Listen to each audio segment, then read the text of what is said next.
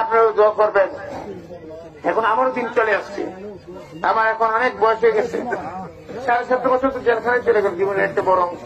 যখন এমপি ছিলাম আমি ছিলাম কনিষ্ঠ এমপি, যখন মন্ত্রী হলাম কনিষ্ঠ মন্ত্রী, এখন আমি একটা বুড়া লোক হয়ে বের হয়েছি। তুমি তো আল্লাহর পক্ষে আনছেন, এর চেয়ে বড় নিয়ামত কুতুর ক্ষমতা কি হইতে পারে ভাই?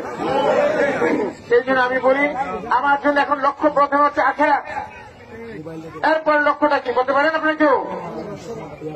আমার এই 3 এলাকার জনগণের প্রতি এক জনসেবা, এটাই হচ্ছে আমার লক্ষ্য। তারপরে লক্ষ্য হচ্ছে আমার পরিবার পরিজন, আমার যে ভালোবাসা আপনারা দিচ্ছেন, সুতরাং আখিরাতের পরে লক্ষ্য আপনারা। 3 নম্বরে আমার পরিবার পরিজন, 4 নম্বর আরো অনেক এজেন্ডা থাকতেই পারে।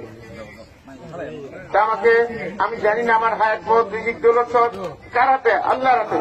আমার জীবন মৃত্যু কে করেন? আমার মুক্তি কে করছেন? আল্লাহ। আমি কার উপর ভরসা করবো? আল্লাহর উপর। সেই ভরসায় আমি আছি। আপনাদের কাছে আপনাদের দোয়া চাই, আর আপনাদের আমার নেত্রীর জন্য দোয়া চাই।